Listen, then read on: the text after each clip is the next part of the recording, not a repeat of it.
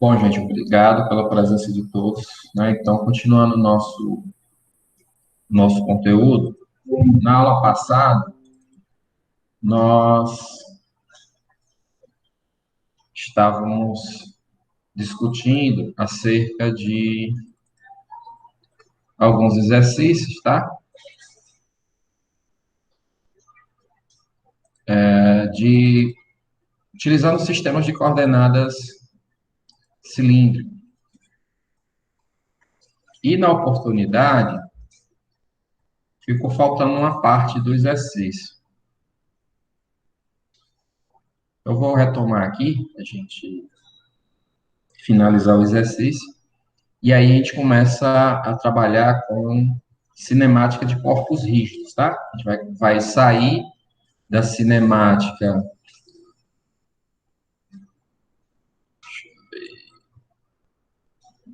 Era esse exercício aqui.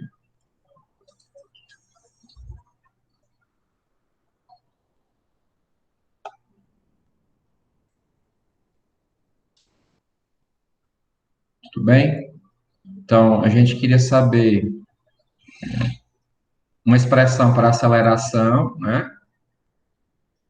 E também obter, né, o raio de curvatura, né? O raio de curvatura da figura. Lembrando que o raio de curvatura não é o módulo do vetor posição, tá? Possivelmente o raio de curvatura vai ficar aqui, ó, desse ponto a esse. E ele vai mudando, né, à medida que a coordenada θ vai variando. Né? Então, só para deixar claro com vocês. Bom, para continuar o exercício, a gente vai usar o MathType, mais uma vez, né? Vou pegar aqui ele.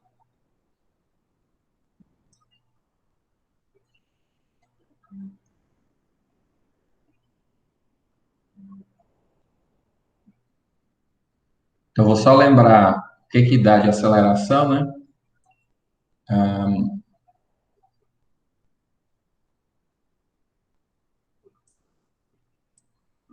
Pegar velocidade e aceleração, certo?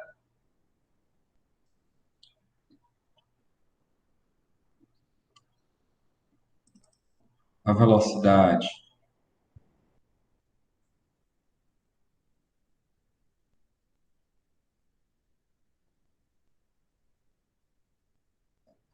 é igual a R ponto ER, então o vetor, esse R ponto é o quanto esse vetor posição ele modifica, né, ao longo do tempo, taxa de variação dele, comprimento do vetor, não a orientação, tá? Mas R, θ ponto,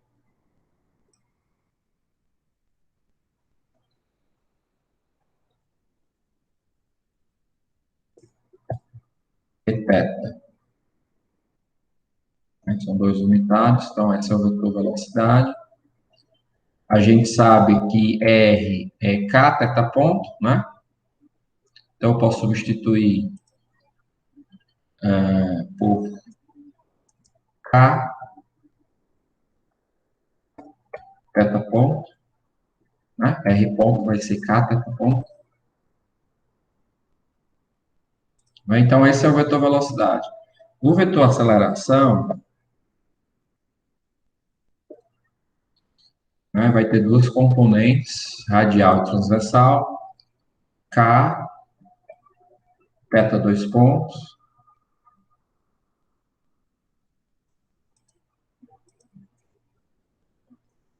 menos k θ, θ ponto ao quadrado,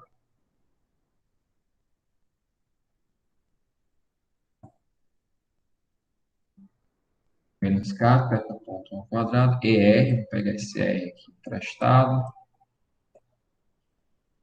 mais a componente transversal, que é K, θ, θ, dois pontos, mais 2K, θ ponto ao quadrado.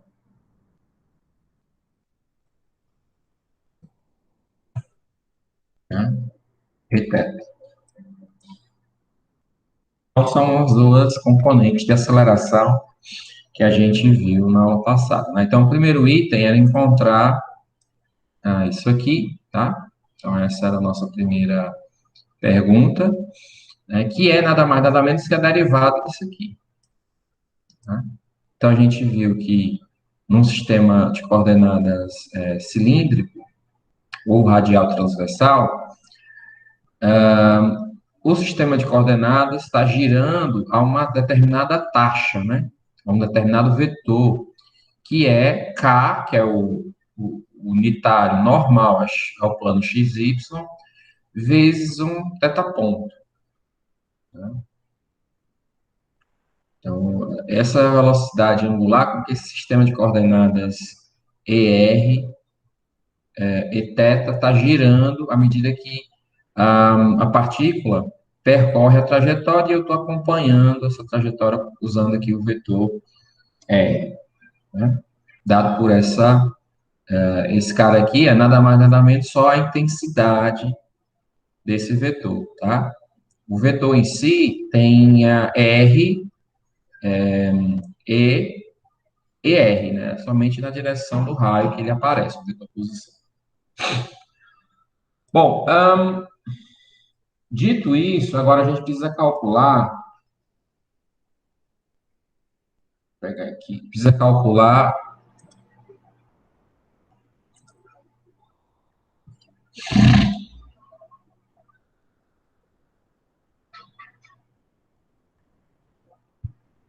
a componente normal, que é essa daqui, ó.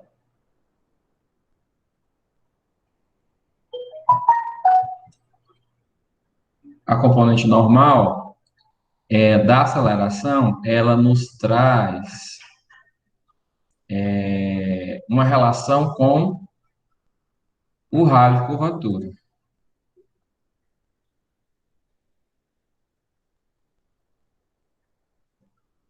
Tudo bem? Então vamos lá.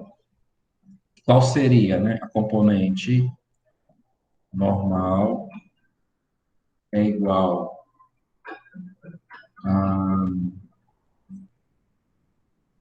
a V, velocidade ao quadrado, dividido por raio, né? Então eu preciso encontrar esse cara aqui, certo?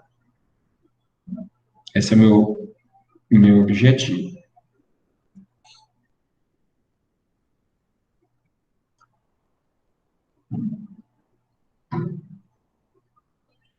Então, além disso, como é que eu faço? Eu tenho o AR, né, que está nessa direção aqui, ó, e a θ, que está nessa direção aqui. As duas componentes radial e transversal da aceleração.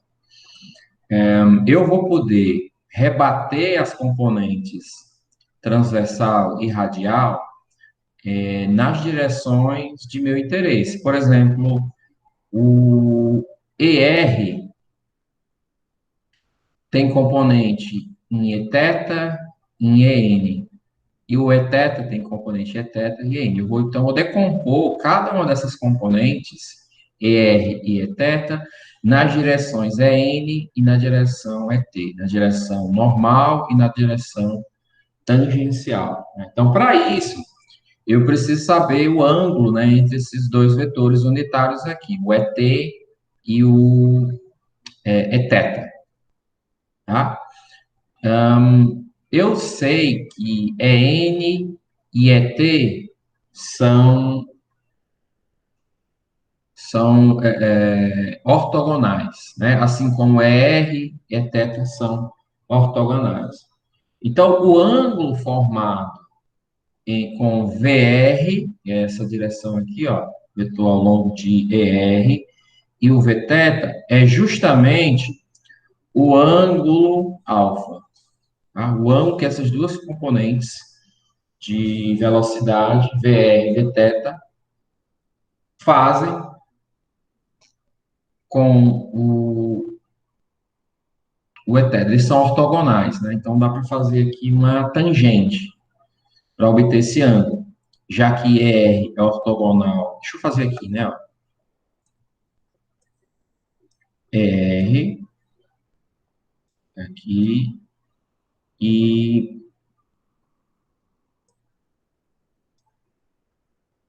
aliás, o etéta, né? E o ER, eles formam 90 graus, né? E aqui eu tenho o ET, componente ET. Né? E esse ângulo aqui, ó, é o ângulo alfa que aparece aqui.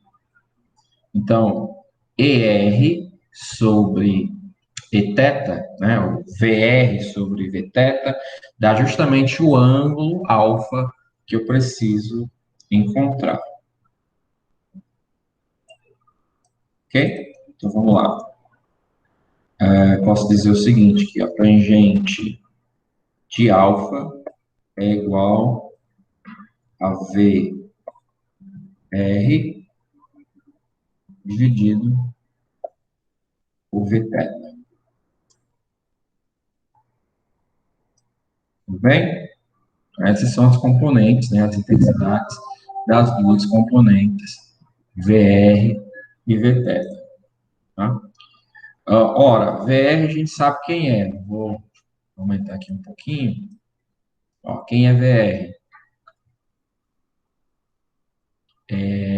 É o próprio R ponto, né? Que a gente já sabe que é K teta ponto. E eu já vou fazer a substituição. K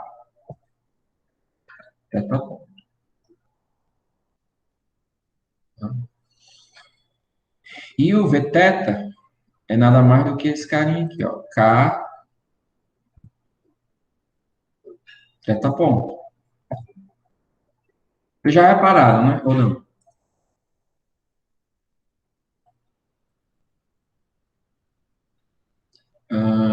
K teta, K teta ponto, teta. Tá faltando um teta aqui, gente. Peço desculpas. Teta, assim.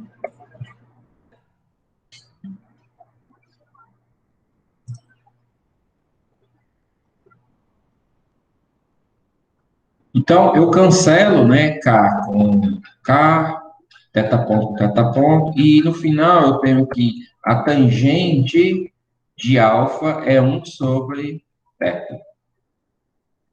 Tudo bem? Um sobre teta.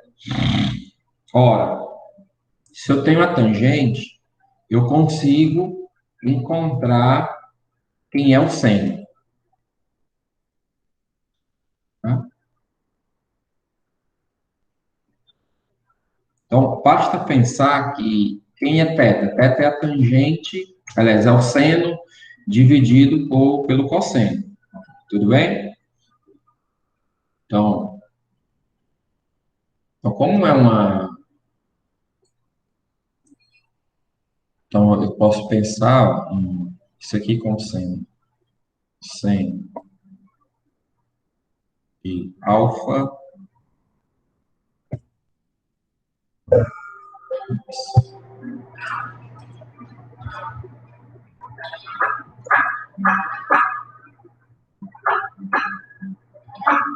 Seno de alfa dividido pelo cosseno de alfa.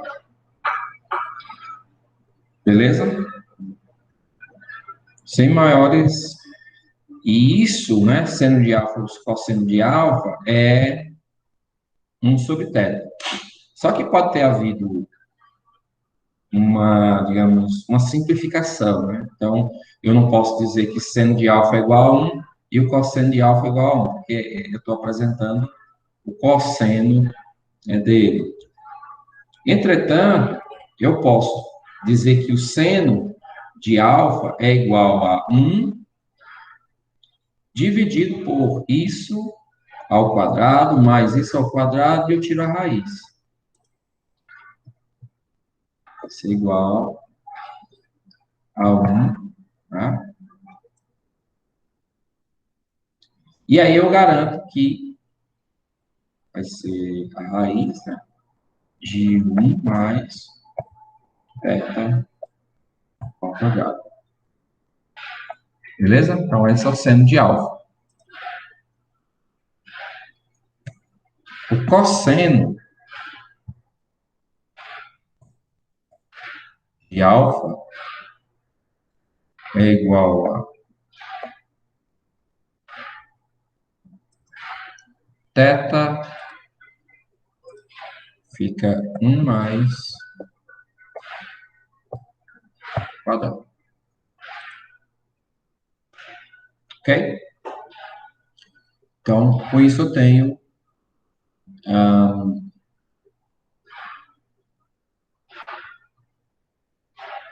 seno e cosseno de alfa.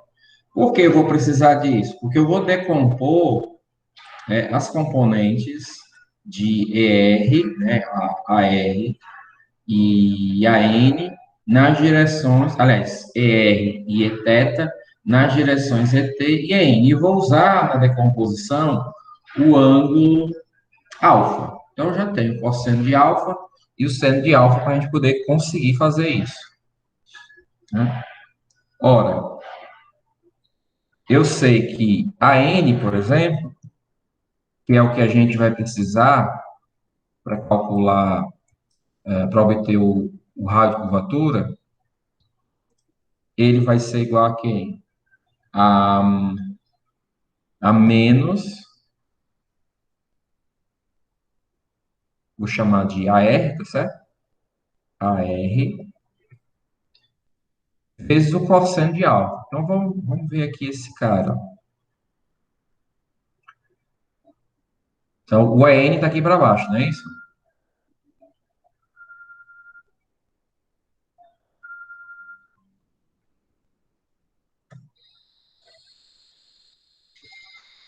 O EN está aqui para baixo. E o R, né? A R está aqui para cima, ao longo de ER. Então, por isso que eu uso o sinal negativo. E quando eu for projetar a componente AR em EN, eu tenho que usar o sinal negativo. Então, fica menos AR. Eu não quero projetar, né? Então, eu uso o cosseno de alfa, né? Mais, e agora eu quero pegar o ateta, né? Nessa direção aqui de EN. Então, fica mais seno de ateta, né? Mais ateta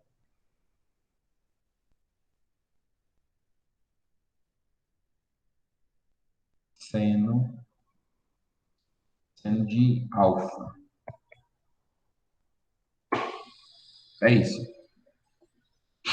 Então, eu já tenho quem é o nosso AR, tá aqui, ó, e tenho o ateta, que é isso aqui. Eu substituo, tenho os valores, né, de seno e cosseno, e aí eu vou ter um valor para a N. Então, posso fazer a substituição aqui, vou aumentar aqui um pouquinho, igual, colocar menos, né, a R. Isso aqui, eu sei que o cosseno é dado por essa expressão, então eu vou trazer para cá, ó, mais a teta, ele está aqui, então vou trazer logo tudo, vezes o seno, né, que é isso aqui. Ops, não, ao contrário, errei. É esse daqui.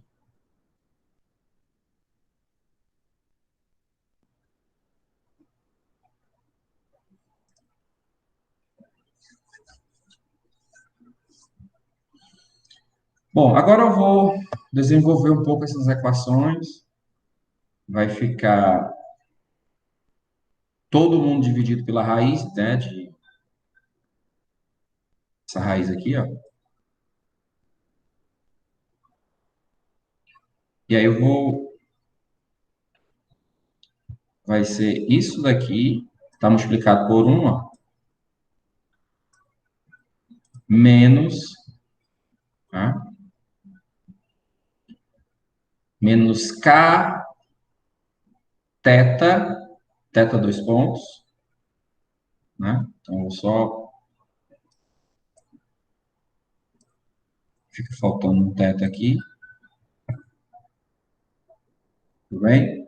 Menos, com menos dá mais. Mais K teta ponto, com mais esse teta daqui fica teta ao quadrado também.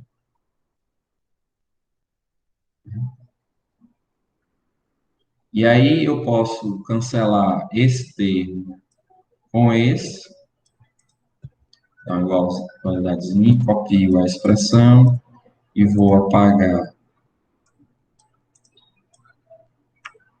esse com esse. Posso colocar aqui em evidência o que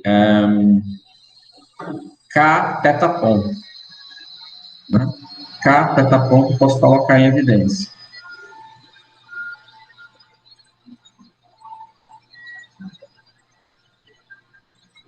Já vocês estão escutando muito barulho aí?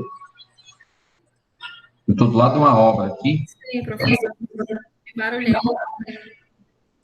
Eu vou tentar trocar aqui o fone para ver se melhora. Só um momento. Mas não está incomodando não, professor. Tem certeza? Pelo menos a minha parte não, estou escutando direito. Alguém não está conseguindo entender o que eu estou falando? Aqui para mim também dá pra te ouvir normal. Não tô entendendo. Tá, eu vou continuar aqui. Se alguém não estiver entendendo, por favor, me interrompa, tá certo? E pode falar diretamente, não precisa colocar no chat, não. Ó, o K teta ponto está aqui, ó, e também vai estar aqui. Então, eu vou colocar ele em evidência. Aqui, ó, beleza? E aqui ele sai daqui também. Aqui, né? Então, esse aqui, gente, é a que a gente chama de aceleração normal, né? Tudo bem? Não terminamos ainda. Porque a gente sabe que a aceleração normal é igual a isso aqui, né? Só que V, vou voltar aqui, ó. V ao quadrado é igual a quem? O VR ao quadrado e o Vθ ao quadrado. Tudo bem? Então, eu vou substituir, criar aqui uma expressãozinha, ó. Rho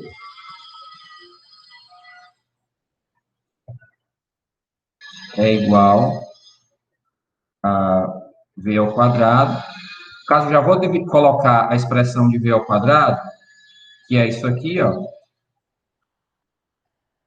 ao quadrado,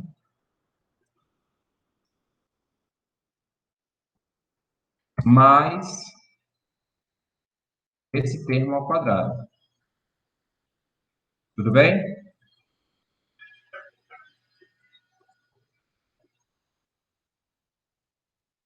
E aqui embaixo, né, aparece o AN, certo? Então, eu vou copiar essa expressão lá para baixo. E aí eu substituo a expressão para AN aqui embaixo, tá certo?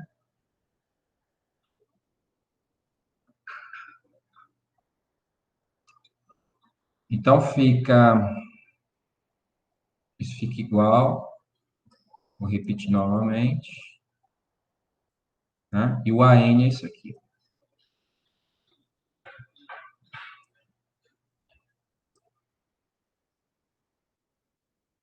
Ora, eu posso pegar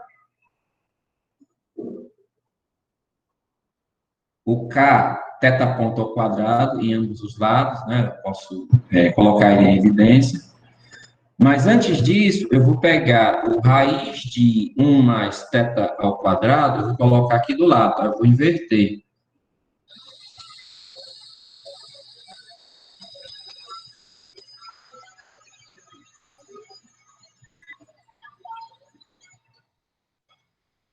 Vou inverter. Vai ficar aqui, ó. Esse termo, eu vou colocar ele aqui do lado. Ficaria como se estivesse multiplicando, né? Toda a expressão. E aqui embaixo, eu coloco isso aqui. Bem, posso atualizar essa expressão aqui de cima, porque eu tenho K ao quadrado, vou colocar um outro K, tá certo? E fica ao quadrado. Aqui da mesma forma,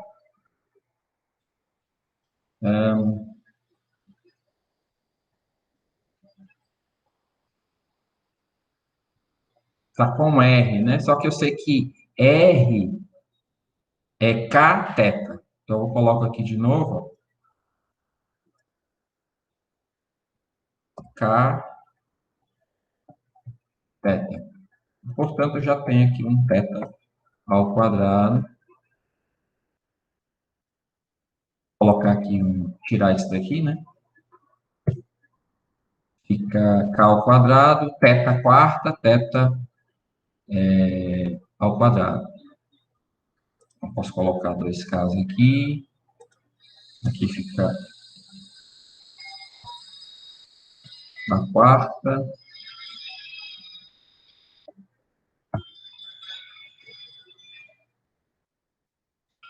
Tudo bem? E aí eu vou colocar em evidência o K teta ponto ao quadrado. Então, eu vou pegar só um K desse, ó, colocar aqui para fora. Né? Então, fica K aqui. E aqui também tiro um K e tiro esse teta ponto ao quadrado. Ora, eu cancelo isso com isso. Então, eu vou igual, repito aqui a nossa equação. E também posso colocar o K em evidência, né, que está aqui dentro. Então, deixe-me apagar esse termo, e eu posso colocar o K em evidência. Então, fica K 1 mais teta a quarta. Eu posso colocar esse Kzinho aqui fora, tá? Dividido por 2 mais teta ao quadrado, vezes, né, essa raiz aqui. Então, essa seria a resposta. E se eu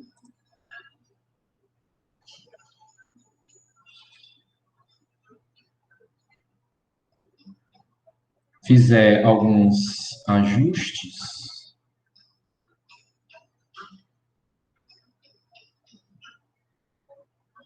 eu chego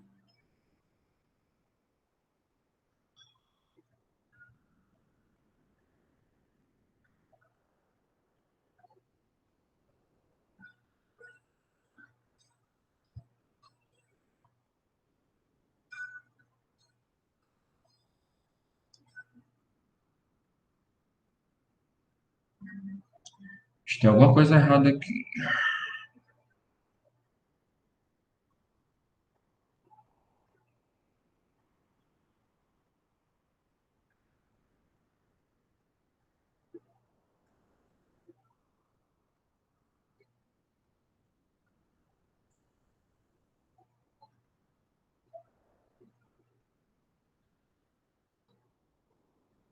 Errei alguma coisa aqui, pessoal.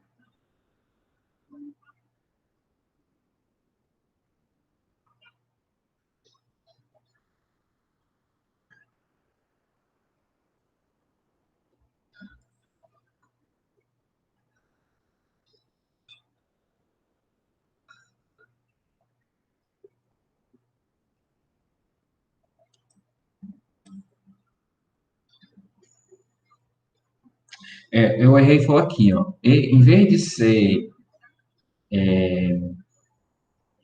eu coloquei R em função, em vez de K, tá certo? Vai ser um Kzinho aqui. E aí, quando eu substituir de novo o R por θk, ficou θ quadrado, por isso que deu tanto problema. Tá certo? Então, é um Kzinho que aparece aqui. Peço desculpas. Eu vou apagar. E eu vou poder colocar o K θ ponto ao quadrado em evidência. Certo? Ó, vou poder colocar esse cara aqui em evidência. Aí aqui vai aparecer 1, mais, e por fim, eu tenho só o θ ao quadrado. Aí esse daqui vai cancelar, né? O raiz, essa raiz aqui vem aqui para cima. Tá? Então, posso fazer justamente isso. Colocar aqui. Eu vou substituir essa raiz por essa expressão aqui, ó.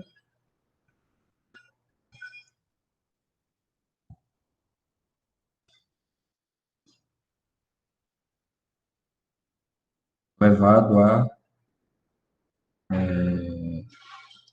1/2.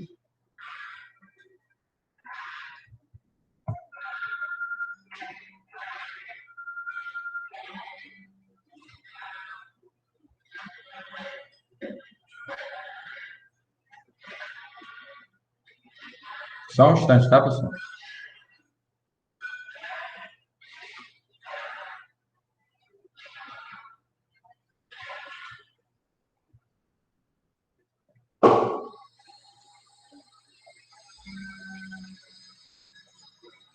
Esse termo aqui posso apagar. Esse daqui também posso apagar. Né? E aqui embaixo,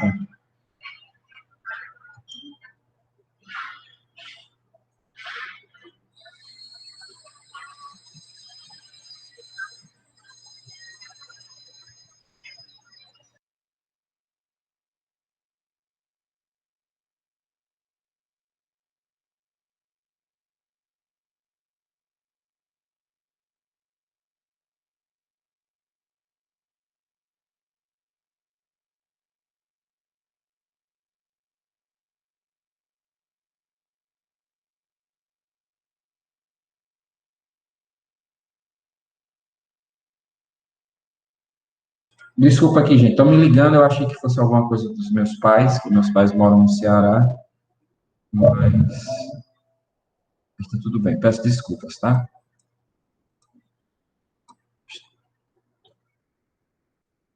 Bom, aí eu tenho aqui, gente, ó, esse termo aqui, ó, é exatamente esse aqui, só que ele está a 1, né? E aí eu posso colocar aqui, tudo bem? E aqui fica 1,5, né? No caso, 3/2.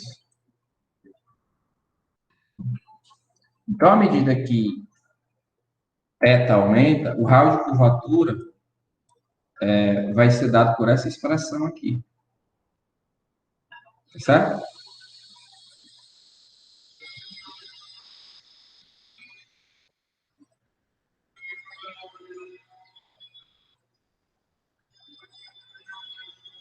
Alguma dúvida com relação a isso aqui, gente?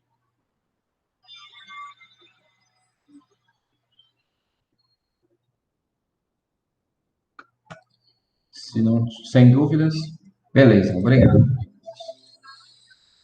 Bom, agora vamos adentrar outra questão aqui importante de cinemática, que é a cinemática dos corpos rígidos, tá? Então, até então, nós estávamos preocupados com pontos materiais, né? E o ponto material, ele não tem dimensões, tá? Então, é um ponto que tem massa, mas não tem dimensões. No nosso caso, nós vamos nos preocupar agora com... Deixa eu só colocar aqui. Nós vamos agora trabalhar com corpos rígidos. E aí eu vou precisar definir para vocês o que é um corpo rígido, falar uma informação importante que é definir para vocês a velocidade angular do nosso sistema, do nosso corpo. Um ponto rígido, um ponto material não tem velocidade angular, porque ele não tem dimensões, então não faz sentido falar em velocidade angular para a gente, certo? Nós vamos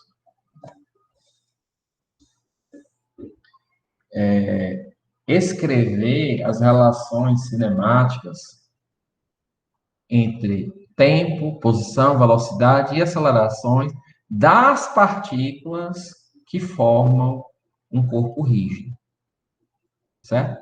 Então, a gente precisa definir o que é um corpo rígido, tá? O que é velocidade de translação, o que é velocidade de rotação. Bom, eu tenho translação retilínea, então veja que quando o corpo translada, eu tenho apenas linhas retas paralelas, juntando qualquer dois pontos, aqui o corpo em duas posições diferentes, tá? Posição 1 e posição 2. Veja que as linhas são paralelas, e isso significa também que com certeza só tenho translação. Eu tenho translação curvilínea, veja que a trajetória do ponto, né, no corpo, não é uma reta como o caso anterior. Ela é uma curva. Então, isso significa que eu tenho rotação? O que vocês acham? Tenho rotação aí ou não?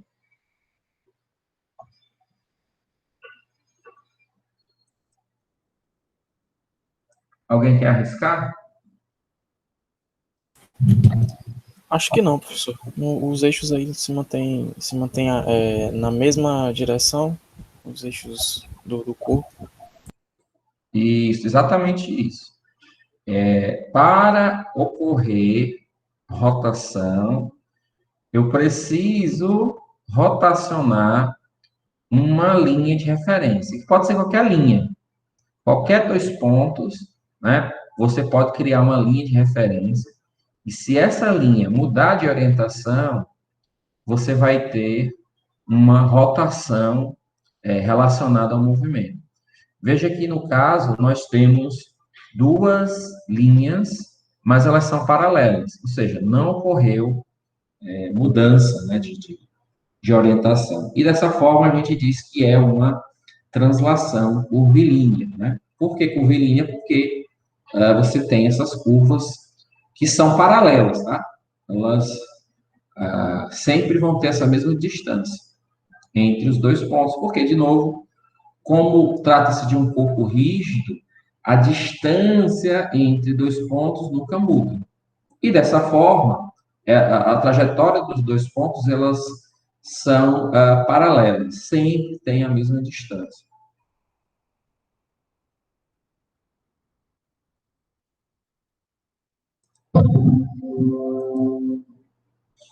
Rotação em torno de um eixo. Repare que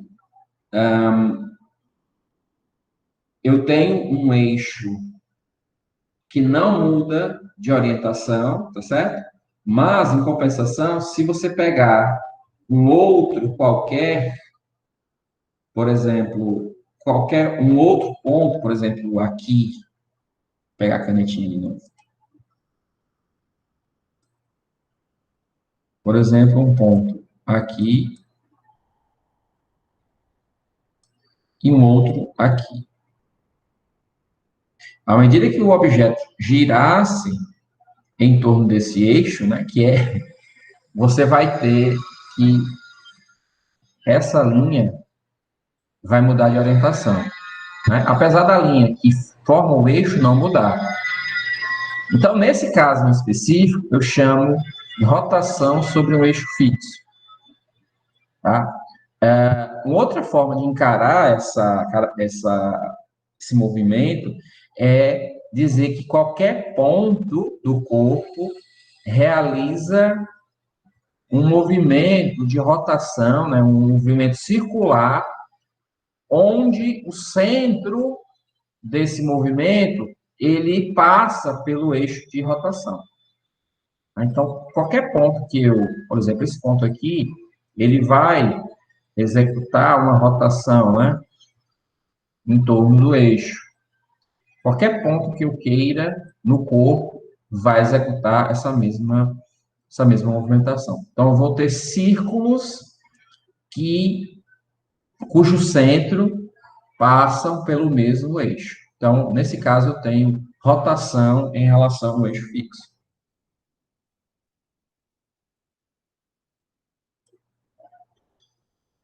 Eu tenho aqui movimento plano geral, em que acontece translação e rotação simultânea. Veja que a orientação do corpo muda, né? Então, qualquer dois pontos que eu faço, ou seja, uma linha de referência, mudou de orientação. E, por conta disso, eu tenho rotação, né?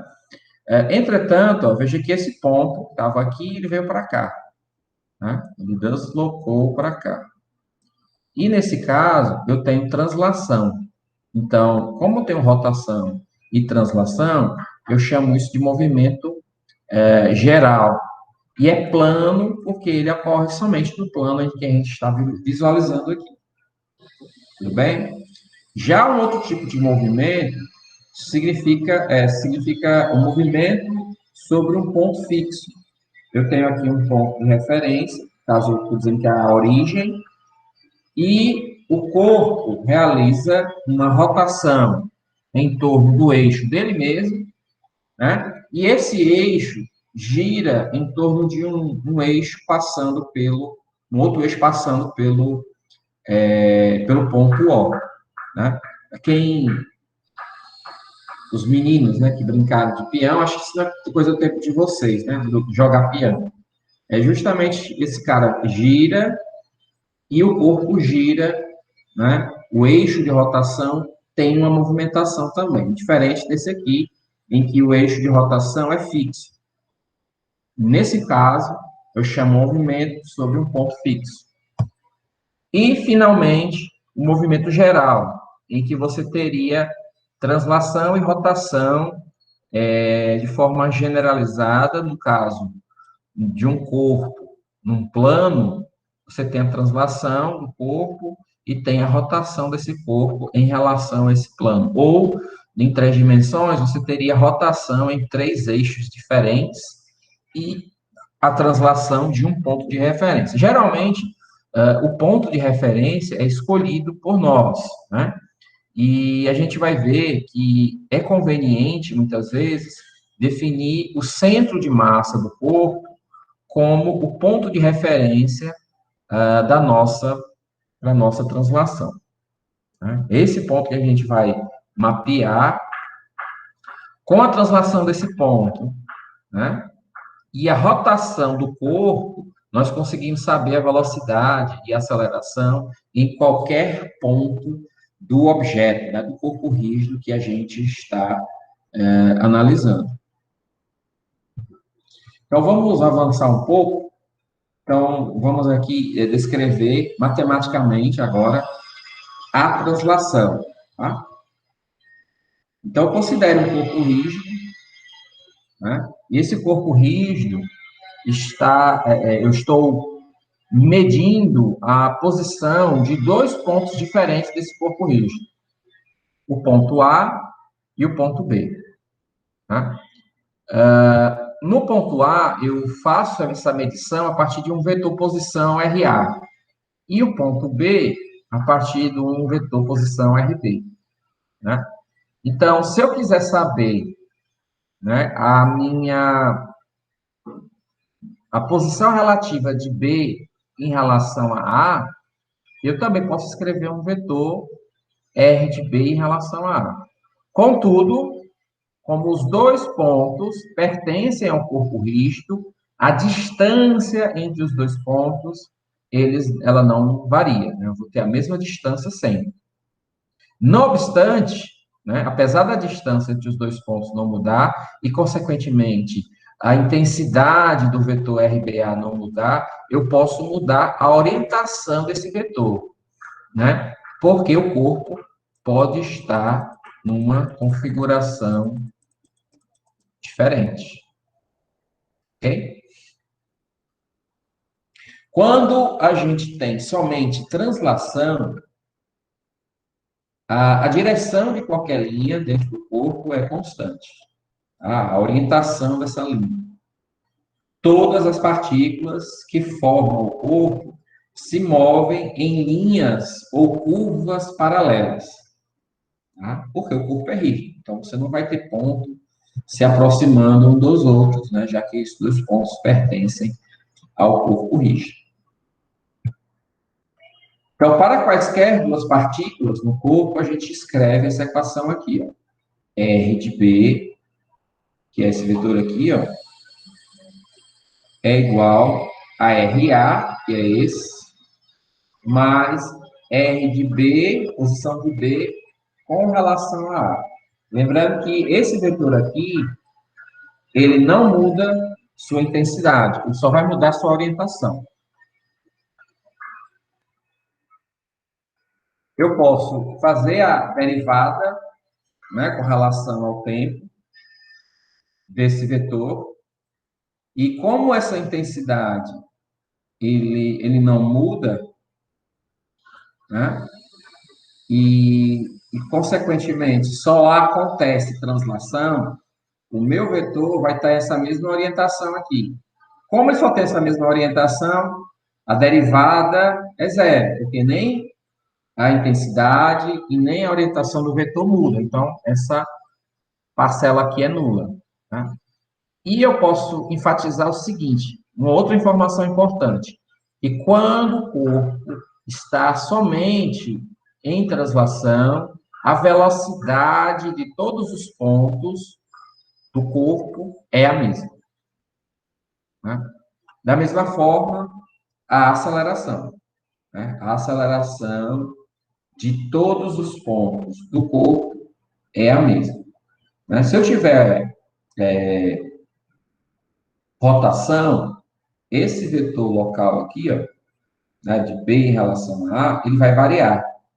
Né? Então, as velocidades do corpo vão ser diferentes. Né? Eu vou ter uma distribuição de velocidades no corpo. Vou ter um campo vetorial de velocidades. Certo? Então, é um pouco do que acontece na mecânica dos fluidos, quando a gente está analisando um campo de velocidades, né? Um campo vetorial de velocidades, em que a gente quer, por exemplo, saber a distribuição de pressão ao longo de um escoamento. Né? A gente traça um paralelo para cá, né? Porque estamos trabalhando com corpos rígidos. Ok? E lá nos fluidos, né, a gente teria a possibilidade esse vetor aqui também variar. Né? Então, tem a premissa de corpo rígido lá. Bom, agora a gente vai tentar escrever uma equação para velocidade utilizando um caso particular, mas esse caso particular não perde a generalidade. Poderia fazer extrapolar para outros casos de maneira bastante tranquila, tá? Então, fica muito mais para a questão da visualização da equação, tá? Então, imagine que eu tenho um corpo, e esse corpo tá nessa configuração mostrada aqui. Eu vou escrever aqui com o apontador.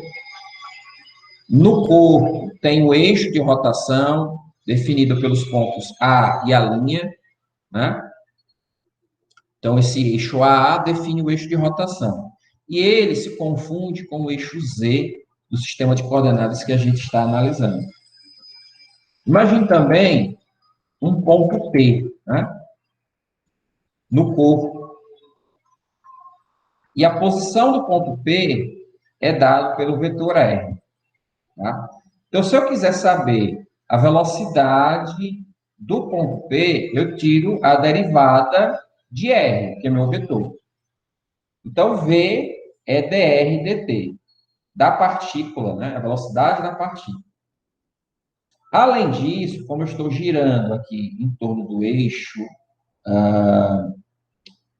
a linha, esse ponto ele descreve uma trajetória circular. Lembra que eu falei que a rotação, né, a rotação em torno de um eixo fixo, eu vou ter que os pontos vão descrever trajetórias circulares.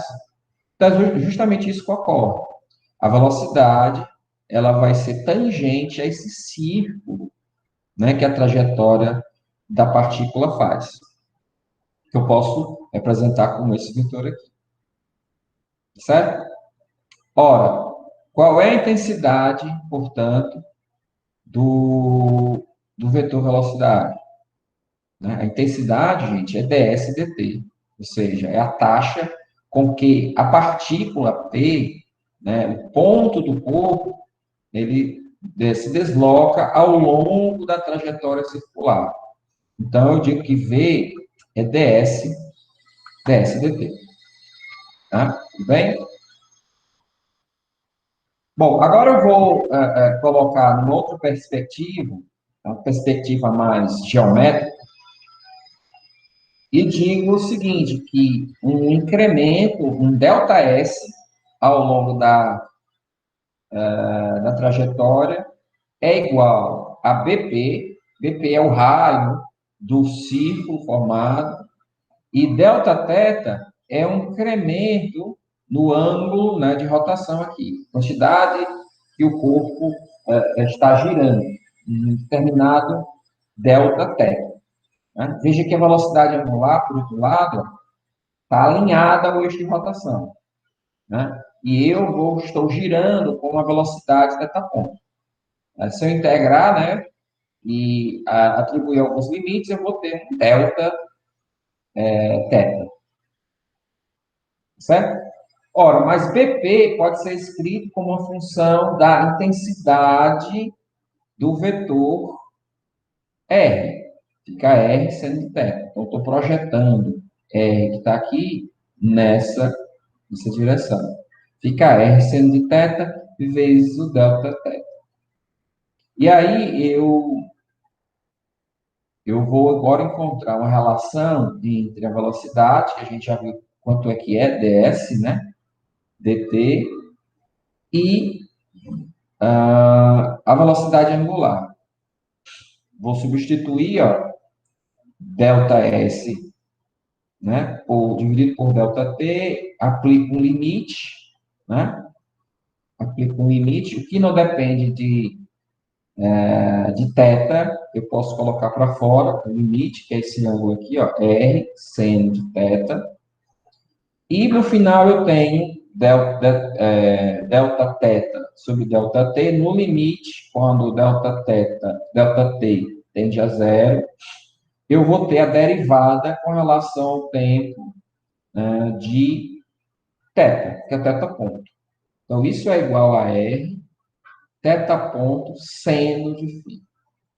E eu posso extrapolar um pouquinho mais. Eu posso dizer, ó, o seguinte, ó, Esse carinha aqui é nada mais, nada menos do que o resultado da velocidade angular, produto vetorial com o vetor R.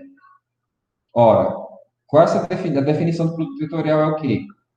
Os, os vetores, as intensidades dos vetores, vezes o seno do ângulo formado entre esses dois vetores. Ora, ômega está aqui, está girando, né, com velocidade, o vetor velocidade angular está alinhado com o eixo de rotação. Perfeito. Entre esses dois vetores, que é o vetor R está aqui, eu tenho um vetor φ, né, o ângulo φ. Então, eu pego essa intensidade, que é o θ ponto, e essa intensidade, que é R, e multiplico pelo seno, né, do ângulo formado entre os dois vetores, que é esse resultado aqui. Então, eu posso dizer que a velocidade vai ter essa intensidade, e o vetor velocidade da partícula P é dado pelo produto vetorial entre o vetor velocidade angular e o vetor posição da partícula, né, em relação a uma origem, um sistema de referência de meu interesse. Tá? Eu posso, portanto, pegar a velocidade e derivar com relação ao tempo. E aí eu vou ter duas parcelas, porque ômega pode variar com o tempo e R pode variar com o tempo. Né? Estou usando a regra do produto, né?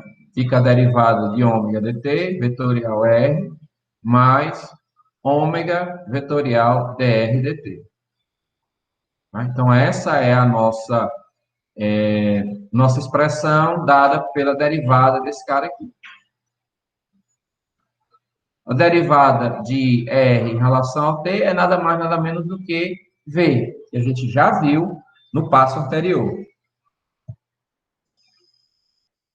Eu posso dizer que a derivada de ômega com relação ao tempo é um outro vetor chamado alfa, que vai ser a nossa aceleração angular, né? E como a velocidade ela está relacionada, a velocidade angular está relacionada a um eixo fixo, a aceleração angular também vai ficar. Ela vai ficar em relação ao eixo K, tá vendo? Tem uma intensidade, que é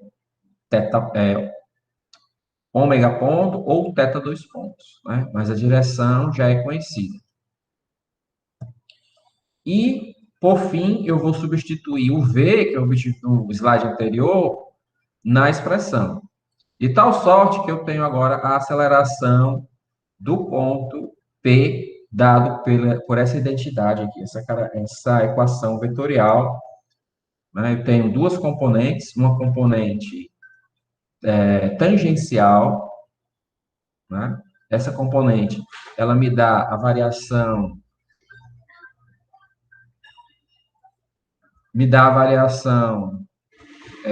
da intensidade da velocidade, então ela está apontando ao longo dessa direção aqui, então ela vai me dando quanto esse cara muda o seu comprimento.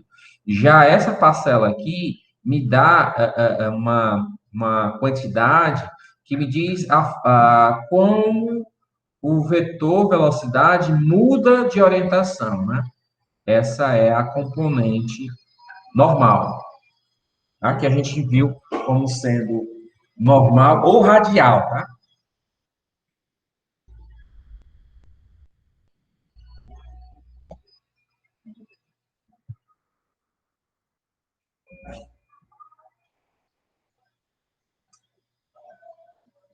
Então, nós sabemos de produto vetorial como sendo o resultado como sendo normal ao plano formado pelos dois vetores. Ora, se o alfa está nessa direção e o R também está nessa direção, tem que formar um plano, né? Então, vai ser perpendicular ao plano formado por R e por alfa. Então, se alfa for aqui para cima, não está apresentado aqui, mas se ele for aqui para cima, eu faço a regra da mão direita, né? Eu pego meus dedos ao longo de alfa e giro os dedos na direção de R. O meu polegar vai dizer a direção, né, com que essa componente de aceleração vai tomar. Tá? Se por um acaso a aceleração angular for para baixo, eu tenho que pegar meus dedos e girar, alinhar, né, a ponta dos meus dedos da minha mão, os 4 dedos, alinhar essa minha mão ao longo dessa aceleração e giro no sentido de encontrar R. Então, o meu polegar vai tomar a direção dessa componente aqui. Okay? Aliás, dessa componente aqui. Vai ficar no sentido contrário, né? Porque a aceleração angular vai estar para baixo. Então, respeitem a regra da mão direita. Esse cara aqui já é um pouco diferente, né? Eu tenho ômega vetorial R, vai ser justamente essa direção aqui, ó. E eu vou derivar, eu vou fazer o produto vetorial com relação a ômega também. Tá? Então, digamos que eu vou só para melhorar a visualização, eu vou escrever o ômega, que está aqui, ó, eu vou escrever ele aqui.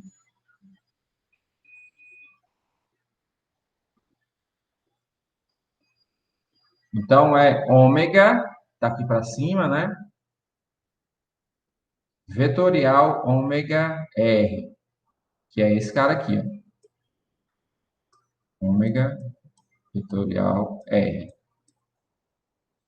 Então, eu vou pegar os dedos da minha mão, os quatro dedos, vou alinhar com essa componente aqui, né, o vetor velocidade angular, e vou girar, né, os dedos da minha mão no sentido de chegar aqui, ó. Quando eu faço isso, eu percebo que o polegar vai ficar apontado nessa direção aqui, né, que eu chamo de direção radial ou normal. Ok? Então, as direções são facilmente observáveis. Agora, eu vou para uma placa representativa para poder modelar e analisar elementos esbeltos de espessura limitada, tá certo? A gente vai trabalhar agora, a partir de agora, apenas em 2 dimensões. Então, veja que eu tenho o vetor velocidade angular, ele está saindo aqui do plano de estudo, e eu tenho o vetor R. Certo? Quando eu faço esse vetor ômega vetorial R, que está normal, né, ele é justamente esse aqui,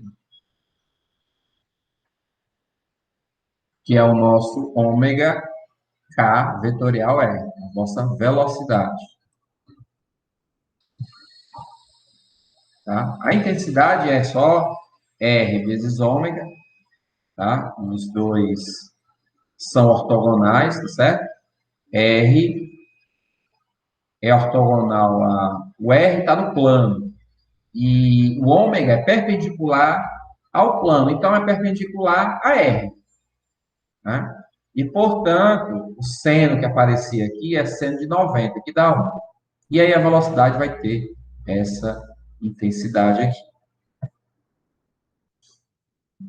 Além disso, eu posso fazer desdobramentos também para a aceleração. Tudo bem? Eu vou ter a componente tangencial e a componente normal. A componente tangencial vai ser a aceleração angular, representada aqui, ó, como tendo a mesma direção de ômega, bem? E tenho um componente normal, né? Que é esse termo aqui.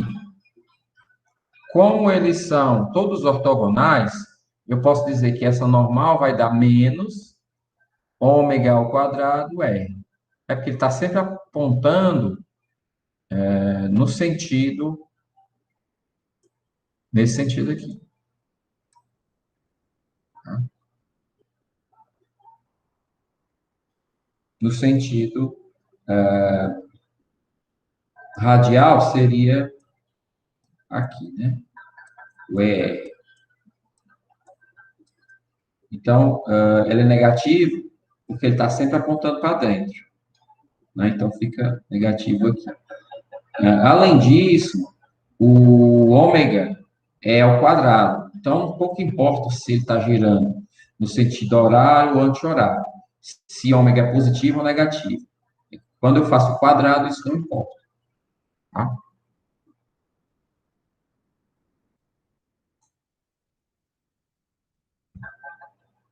Então, o tangencial vai sempre ser ortogonal a R, né, ao vetor posição R, no plano. Então, eu posso escrever também dessa forma, como sendo R alfa, e o AN como sendo R ômega ao quadrado. Essas são as nossas duas componentes de aceleração de um ponto P numa determinada placa representativa.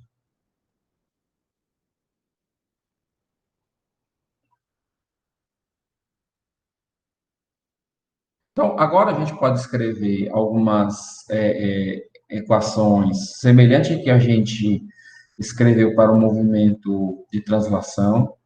Por exemplo, quando eu tenho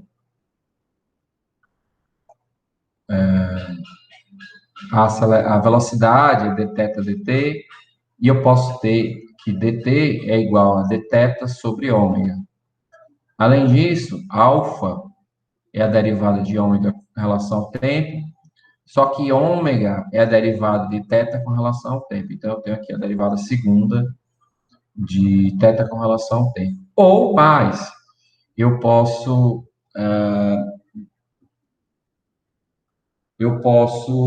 dividir e multiplicar essa expressão aqui por dθ.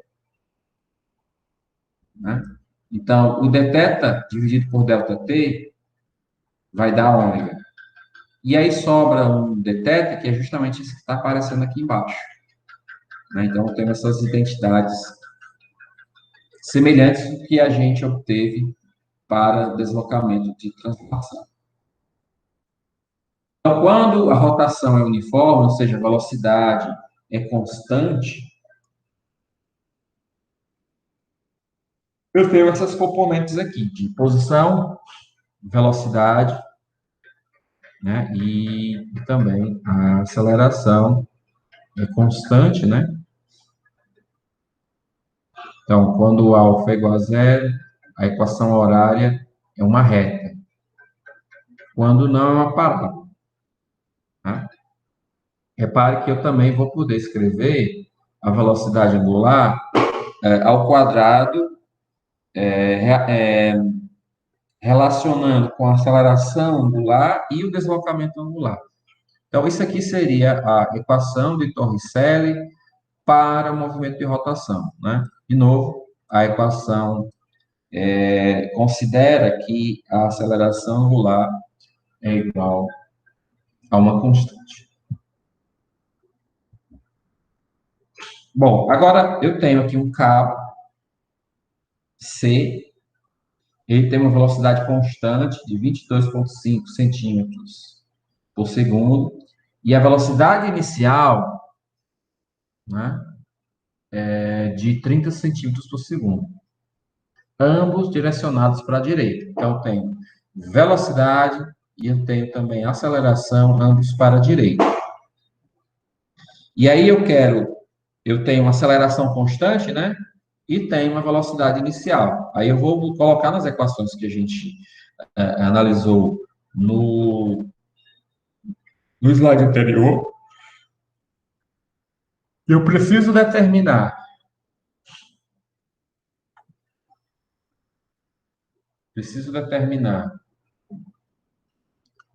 número de voltas da polia em 2 segundos, a velocidade e a mudança de posição da carga B, né? Como é que ele está se movimentando? A carga aqui.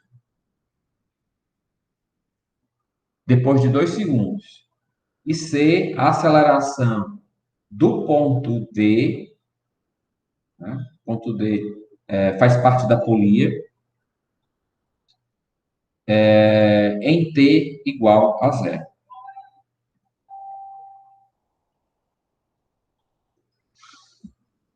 Então, vamos lá.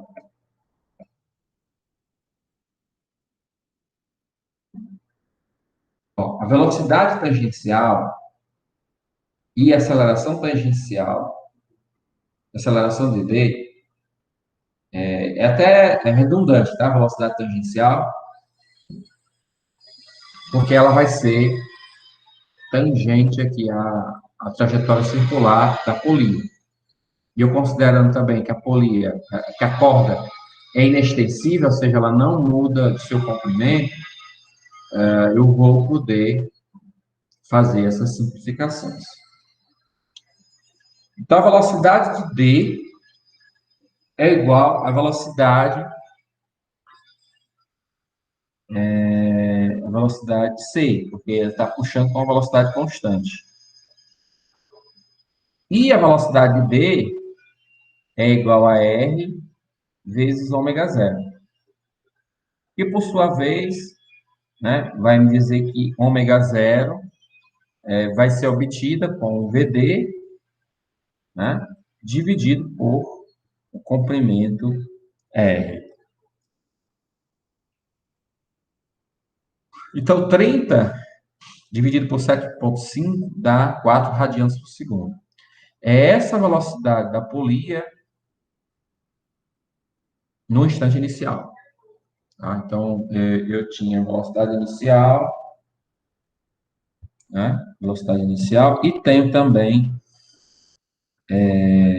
a posição inicial é 0, certo? E a aceleração é dada da seguinte forma.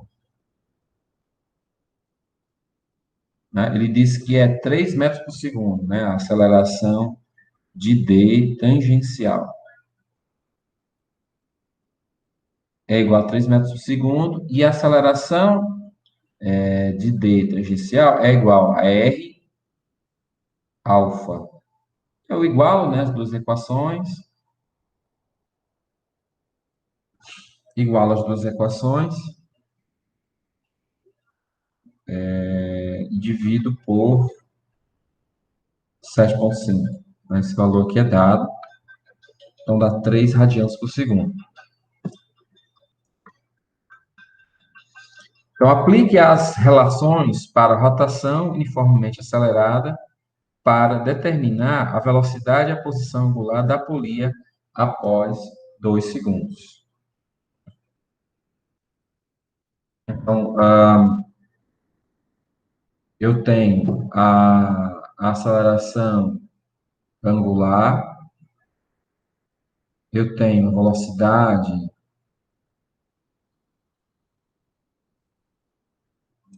velocidade angular inicial, né? E depois de 2 segundos, eu quero saber quanto é que é a velocidade.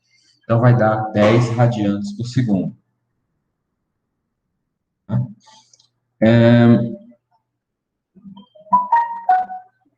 Integrando nessa equação aqui, eu tenho que θ é igual a ômega zero t, né? Então, fica ômega zero t mais 1 meio de alfa t ao quadrado. Aí eu substituo, né? 4 radianos, esse ômega zero, obtido no passo anterior, vezes 2 segundos, mais 1 meio da aceleração angular vezes t ao quadrado. Então, fazendo essa conta, dá 14 radianos por segundo.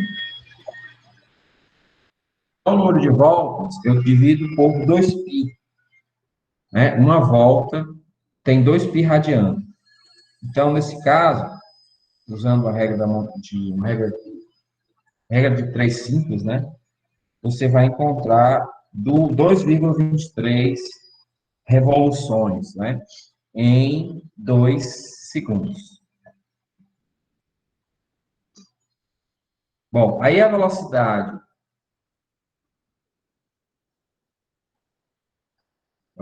de B é igual ao comprimento, né, desse raio aqui, né, vezes a velocidade angular, né? Então, a velocidade do ponto B,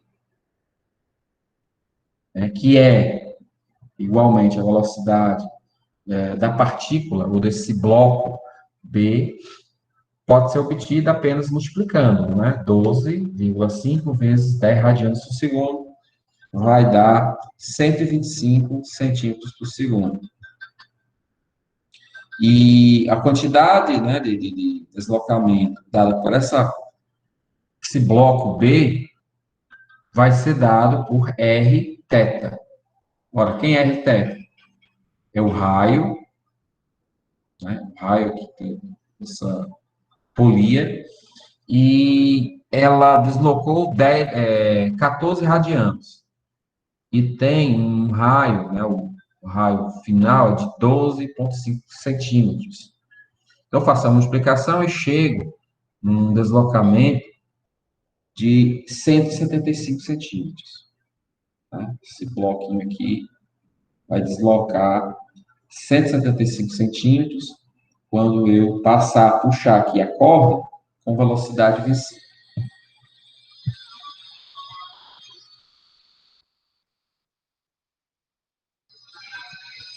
Avaliar os componentes iniciais e tangenciais normais da aceleração D. Então, tangencial já foi dado, né?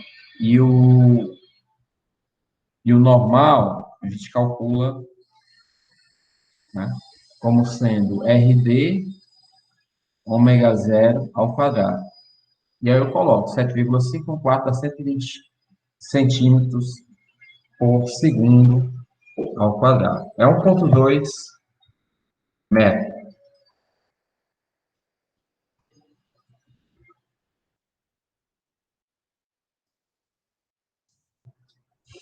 Então, para encontrar a aceleração total do nosso sistema, nós temos os componentes, né, dessa aceleração aqui. Não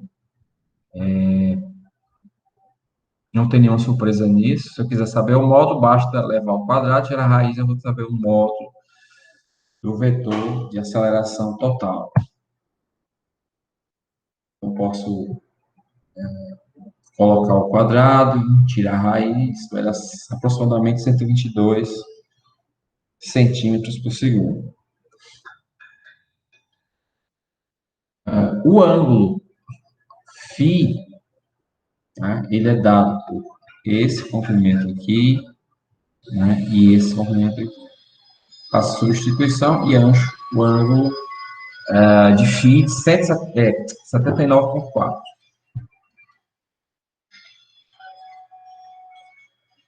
Só um instantinho aqui, tá, gente?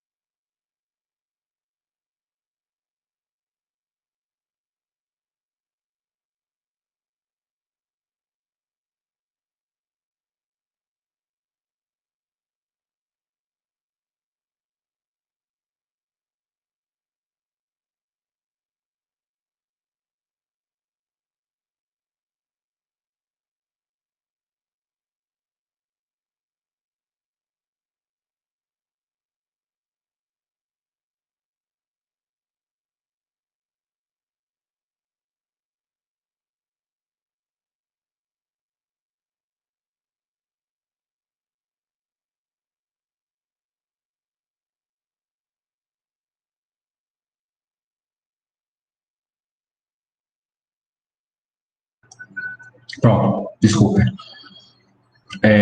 Então, agora tem um movimento plano geral, em que, didaticamente, tá? Eu vou poder dividir aqui um movimento de rolagem, por exemplo, de um cilindro representativo, num plano. Inicialmente, ele está aqui nessa posição, ó, esse tracejado aqui. Tem um centro e uma extremidade, que eu vou chamar de A1 e B1, né? Com o movimento, A1 passa a ser A2 e B1 passa a ser B2, né? Então, eles estão rolando em torno dessa superfície aqui. Eu posso separar os dois movimentos em um movimento de translação, né? Então, todos os pontos percorrem a mesma trajetória, né? Mesma intensidade, e uma rotação em torno de um ponto de referência, ou seja, uma rotação em torno de A.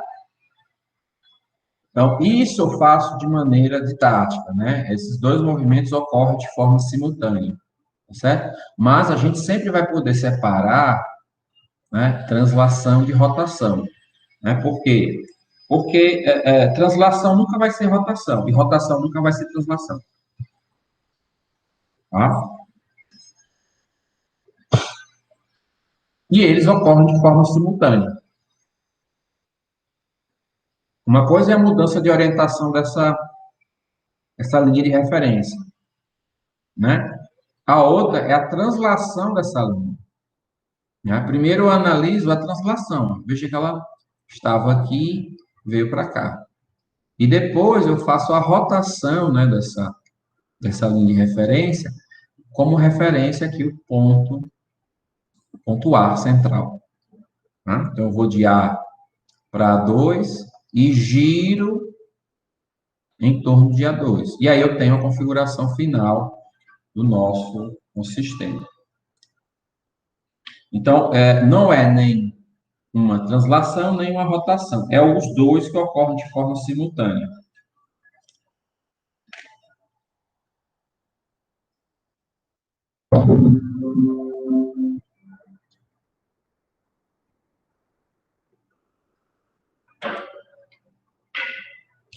O movimento pode ser considerado como uma soma, tá? De translação e rotação. O deslocamento das partículas A e B para A2, ó, para A2, e B2 e A2 e B2. Pode ser dividido em duas partes, né? Translação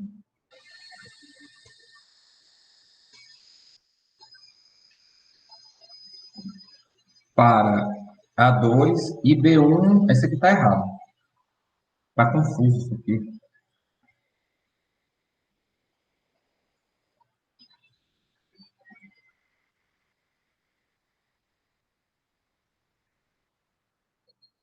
Pronto, A2 e B1 está certo. Translação de A2 e B1, né? Então, eu posso ir de A1, B1 para A2, que já é a posição final, para B1, linha, né? Que é uma posição intermediária. E a rotação, né? De B1 em relação a A2, de B1 para B2. Então, tá corretinho. Certo?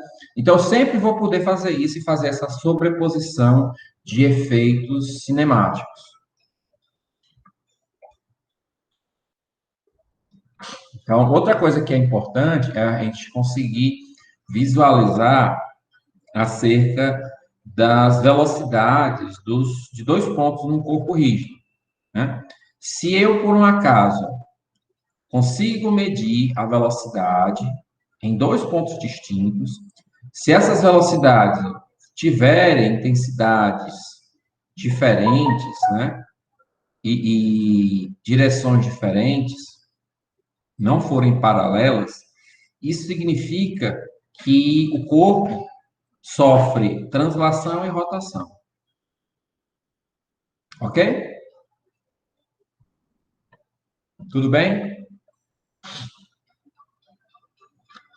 Eu posso reescrever como sendo a translação e escolho o ponto A como ponto de referência. Então, na translação, todos os pontos, conforme já foi dito, têm mesma velocidade. Então, veja que o ponto B tem uma velocidade VA, mas a rotação em torno de A. Eu transformo o ponto A em um ponto de referência e faço a rotação em que eu vou ter, ó, a velocidade de B em relação a A, velocidade de B em relação ao ponto A. E essa velocidade vai ser ortogonal à linha que une A e B. Ela é ortogonal. E ela é ocasionada por quem? Pela velocidade angular do corpo. Né? Então, qualquer movimento plano pode ser substituído por uma translação de um ponto de referência arbitrário, pode ser qualquer ponto do corpo, e uma rotação simultânea em relação ao ponto A. Então, eu tenho sempre esse triângulo de velocidades aqui. Quando esse vetor é zero, significa que a velocidade angular é zero. Né? Então, quando a velocidade angular é zero, eu não vou ter essa componente, e os dois vetores aqui, ó, vão ter a mesma intensidade. Né? Eles vão ficar paralelos e com a mesma intensidade. De forma algébrica, quando isso aqui é igual a zero, né, VB é igual a VA. Eu sei que VB em relação a A é igual a quem? Ao produto vetorial, ó, entre a velocidade angular, que é esse vetor aqui, ó, e o vetor posição, de B em relação a A. Posição de B em relação a A. Esse cara aqui, a intensidade dele é constante. Já a orientação desse vetor muda. Né? Então, por isso que quando eu for derivar, eu derivo e a intensidade não varia, mas a orientação varia. Então, por isso eu vou ter uma componente de velocidade relacionada a isso. Como eles são ortogonais, né? A velocidade angular é normal à folha e o RB em relação a A está na folha, então eles estão ortogonais. Eu posso encontrar a intensidade do vetor de B em relação a A como sendo simplesmente R vezes ômega. E aí eu tenho a intensidade desse vetorzinho aqui. Então, quando eu quero saber a velocidade, né, de um ponto B, eu posso usar a velocidade do ponto A, ponto de referência, então, digamos, é o ponto que eu estou conseguindo fazer a medição. Geralmente, esse ponto é o centro de massa do meu corpo, tá certo? Mas, do ponto de vista cinemático, poderia ser qualquer ponto, tá certo? E aí eu vou pegar a velocidade de B em relação a A, que é dado por esse produto vetorial aqui. Tá certo? Então, de forma vetorial, eu teria essa equação como a equação do ponto B. O contrário também poderia ser verdade, tá, gente? Eu poderia pegar o ponto B como referência e a velocidade de A em relação a B, né? De A em relação a B. Então, ele ficaria no sentido contrário, tá certo? Ficaria no sentido contrário, né? Ele ficaria na mesma intensidade de VB em relação a A, entretanto, o sentido era diferente. A direção é a mesma, porque ela tem que ser ortogonal a R de B em relação a A, ou R de A em relação a B, mas o sentido muda, ficaria aqui para baixo. Entendeu? Então, eu conseguiria usar qualquer ponto de referência como a minha referência para fazer a análise. Por outro lado,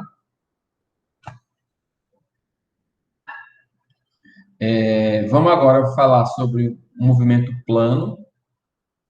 Né? Eu tenho duas barras, uma barra, e nas barras eu tenho esses blocos fixos, e esses blocos podem se movimentar ao longo de canaletas, ao longo desse eixo e ao longo desse eixo. Então, à medida que o ponto B desce, o ponto A vai para a direita. Se fosse o contrário, fosse o ponto A para a esquerda, o ponto B estaria aumentando. Tá certo? Então, digamos que as velocidades são como aparecem aqui, V de A, né? Vai ser a minha referência, então eu vou dizer que esse ponto aqui está com V de A e aqui também com V de A, né? Porque, de novo, eu estou considerando esse ponto aqui como referência e se fosse somente translação, todos os pontos teriam a mesma velocidade, né? E também tem que considerar uma rotação em torno de A, né? Baseado aqui também nessa velocidade angular, que vai gerar uma componente de B em relação a A. Né? Ora, quem é B, a velocidade B em relação a A, é o produto vetorial entre a velocidade angular e o vetor R de B em relação a A. Tá? Eu posso usar esse equacionamento que a gente já aprendeu, ou também eu posso usar triângulo de velocidades. VA, VB em relação VB e VB em relação a A. Tá?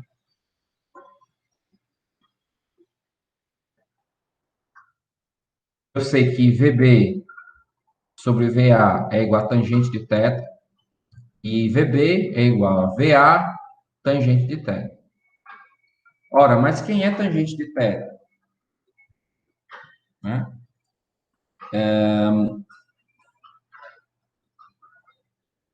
Eu posso utilizar a tangente de θ, posso usar também o cosseno, né? Cosseno de θ, que está aqui, ó. Cateto adjacente dividido por hipotenusa. Cateto adjacente por hipotenusa, eu vou ter cosseno. Né? Eu sei que VB em relação a A é L, que é esse comprimento aqui, vezes a velocidade angular. Né? E eu posso agora escrever a velocidade angular como sendo VA dividido por L cosseno de θ.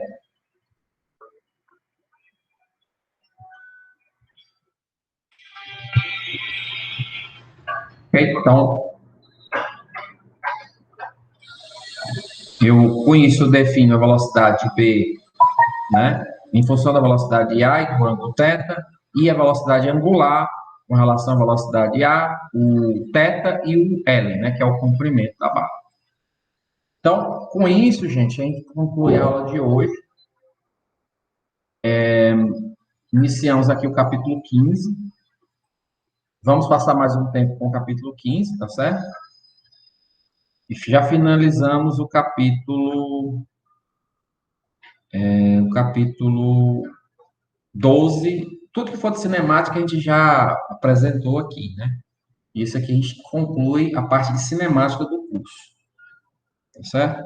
Se vocês tiverem dúvidas, eu estou à disposição. Caso contrário, eu tenho uma reunião em seguida.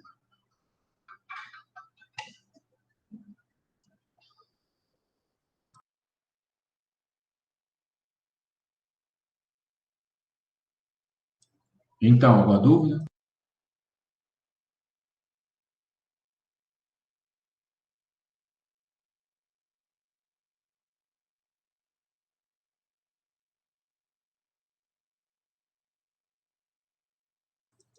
Então, eu mereço parabéns, né? Porque ninguém tem dúvidas.